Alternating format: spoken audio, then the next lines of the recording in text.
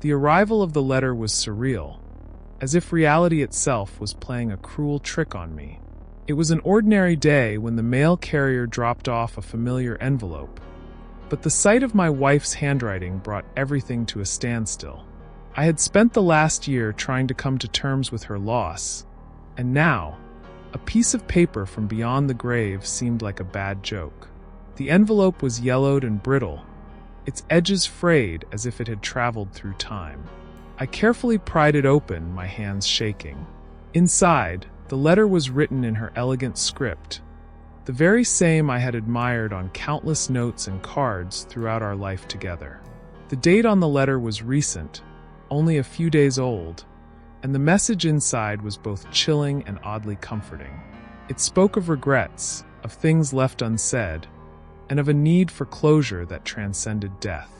The words seemed to breathe with her essence, conveying a sense of urgency and a deep, unresolved sorrow. As I read the letter, I could almost hear her voice, calm and soothing, yet imbued with a sense of finality that I couldn't ignore. She wrote about how she had always wanted to say certain things, but never found the right moment. The letter contained apologies for her absence, explanations for the decisions she had made, and a request for forgiveness. It was as if she was trying to make peace with the world she had left behind, reaching out to me one last time. The emotional weight of the letter was overwhelming, filling me with a profound sense of grief and bewilderment. The more I read, the more I felt an inexplicable connection to her, as if her presence was somehow still with me, even in her absence. The letter was a haunting reminder of the love we had shared and the unresolved issues that remained. It left me grappling with the reality of her death and the possibility that there was more to her departure than I had understood. The letter's message was clear. There was something unfinished, something that needed to be addressed, and it was now up to me to uncover the truth behind her final words. Later that evening, the weight of the letter seemed to cling to me as I wandered aimlessly, trying to process what I had just read. I found myself on the rooftop of my apartment building, drawn by an inexplicable urge to be alone and think. The sky was darkening, and the city lights below created a shimmering tapestry that seemed to mock my turmoil. As I stood at the edge, trying to calm my racing thoughts, I noticed a figure at the far side of the rooftop. My breath caught in my throat as I realized it was her, my wife. She stood there, looking out over the city, her silhouette illuminated by the fading light. Her presence was both comforting and terrifying. She seemed exactly as I remembered her, with the same grace and poise that had always captivated me. I wanted to call out to her, to reach out and hold her, but my voice caught in my throat.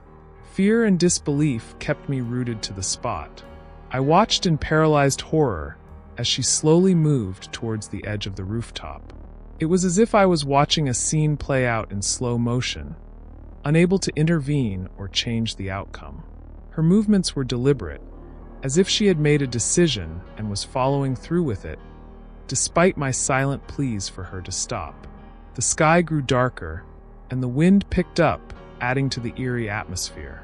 The rooftop, once a place of solace, now felt like a stage for an unimaginable tragedy.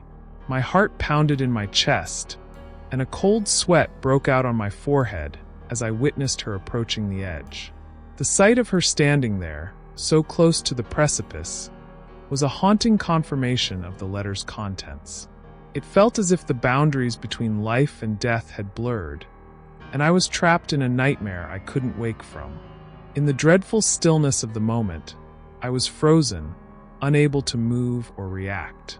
I watched in disbelief as she stepped off the edge of the rooftop. The seconds seemed to stretch into infinity as she fell, the distance between us growing with each passing heartbeat. It was a scene so surreal that it felt detached from reality, as if I was witnessing a horrific movie rather than living through it. The sight of her plummeting downward was agonizing. The graceful way she had always moved was replaced by a chaotic descent, the elegant fall of her body contrasting sharply with the sickening finality of the impact. The sound of her hitting the ground was a jarring, visceral noise that cut through the silence like a knife. It was a sound that would haunt me forever, echoing in my mind every time I closed my eyes. Even as I struggled to comprehend what had just happened, the world around me seemed to collapse into chaos. The shouts and screams of the pedestrians below pierced through my numb state, their horror palpable as they witnessed the tragic event. Their voices, filled with shock and despair, only intensified my own feelings of helplessness and terror. I was still standing at the edge, my mind unable to fully process the horror that had unfolded before me. The realization of what I had just witnessed settled heavily on me. My legs felt weak, and I finally stumbled back from the edge, my breath coming in ragged gasps. The reality of her death, combined with the haunting vision of her final moments, left me in a state of profound shock. The rooftop, once a place of solace, now felt like a haunting reminder of the tragedy that had unfolded. As I stumbled away from the edge, the weight of the night's events began to settle heavily upon me. The once familiar rooftop now felt alien and oppressive, a stark contrast to the serene place it had been moments before. The city lights below, once comforting, now seemed distant and cold, as if they were mocking my grief. The emergency services arrived shortly after, their flashing lights painting the scene with an eerie glow. I watched from a distance, unable to bring myself any closer. The chaos that unfolded below was a blur of flashing lights, frantic voices, and the somber task of dealing with the aftermath. The crowd gathered, their whispers and murmurs creating a background hum that only added to my sense of isolation. My mind raced with questions and emotions, each thought more confusing than the last. Why had she come back to deliver that letter? What was the purpose of her final act? The letter's contents seemed to suggest there was unfinished business, but the shocking manner of her death left more questions than answers. The pain of her loss was compounded by the mystery of her final moments, and I was left grappling with the reality of what had happened. As I finally made my way back inside, the letter's words echoed in my mind. I realized that her message was not just about saying goodbye, but about addressing something that had remained unresolved. The sense of urgency in her writing now felt like a call to action, urging me to understand and find closure.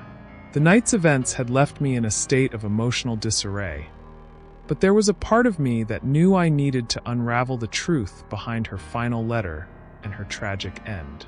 For now, all I could do was face the haunting reality of what had transpired and seek answers in the midst of my overwhelming grief.